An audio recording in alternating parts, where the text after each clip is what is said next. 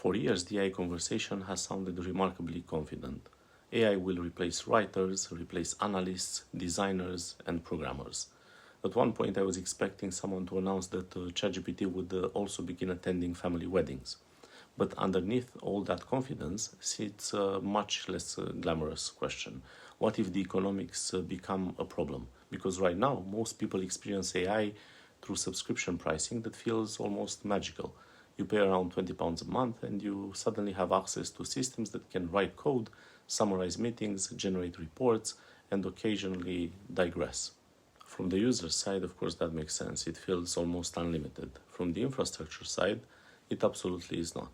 And that tension matters more than people think because modern AI systems are expensive to run. Not slightly expensive, expensive in a way that makes finance departments begin using words like optimization with a very serious tone, especially because humans are not efficient AI users. Nobody opens ChatGPT, asks one perfect question, receives one perfect answer, and peacefully continues with their day. We prompt, then we retry, then we ask it to make the answer shorter, then less corporate, then more professional, then more human.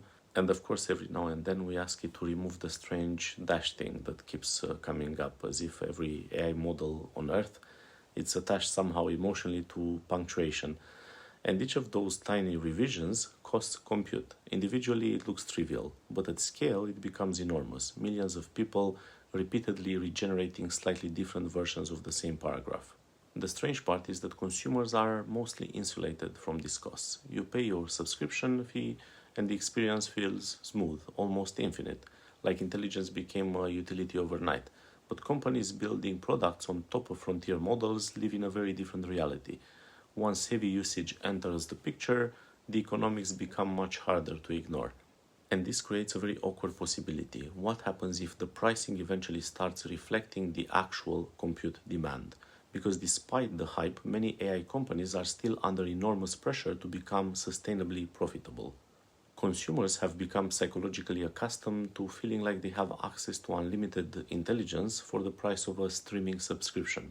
But the underlying economics may not cooperate forever, especially as models become more sophisticated and usage grows more aggressive. Heavy AI users can consume infrastructure resources far beyond what their subscription realistically covers, which means eventually something probably will change. Either efficiency improves dramatically or pricing changes, or providers continue absorbing costs while collectively pretending scale will solve everything later. Which, to be fair, has also been a surprisingly popular business strategy across the technology sector for quite a while now. But if pricing evolves toward genuine usage-based models, people may discover something deeply ironic. For certain tasks, humans may actually become more cost-efficient. Imagine hearing this sentence in a meeting. Unfortunately, we had to reduce AI usage this quarter due to operational costs, so the report will now be completed by Dave from finance. At which point Dave becomes the biological fallback model. Low energy consumption, strong contextual awareness, and no GPU required. Occasional emotional instability, but honestly some reasoning models already have that covered. Humans can be expensive in many ways, but inference at scale it's also very expensive, especially if people use AI the way they use it now, which is less like operating a precision tool and more like repeatedly shaking a vending machine. But capability and economic viability are not the same thing.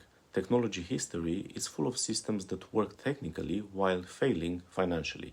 AI conversations often skip that part because it is less cinematic.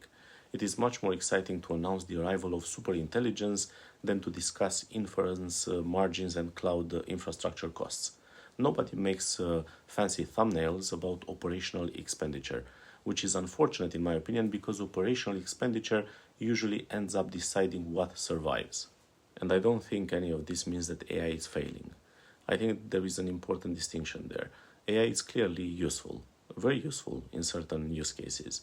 It helps people think faster, explore ideas better, automate repetitive work, analyze information, prototype concepts, and remove an enormous amount of friction from knowledge work. The problem is not usefulness. The problem is the simplistic assumption that usefulness automatically leads to total human replacement. Those are completely different conclusions. In reality, augmentation, in my opinion, may simply make more sense. Humans plus AI may end up being more economically practical than either one operating independently.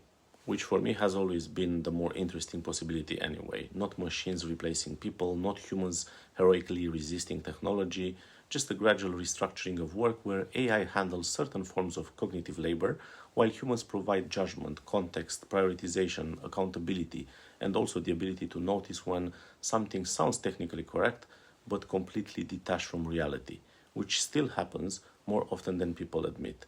Some people already treat AI systems like oracles, very polite oracles that occasionally invent legal cases with extraordinary confidence. Being pro-humans, I do have to admit I will find it quite funny if the doom narratives eventually start changing and companies start rediscovering the economic advantages of humans. Not because people suddenly become smarter, not because AI stopped improving, but because inference itself became expensive enough to force harder decisions. And honestly, if the long-term result ends up being humans and AI working together, because that combination is both economically and practically stronger than either one alone, that may be the most rational ending to this entire debate. Even if it is not the storyline some people were expecting when they started announcing the death of human work every 6 minutes online. Thank you very much for watching.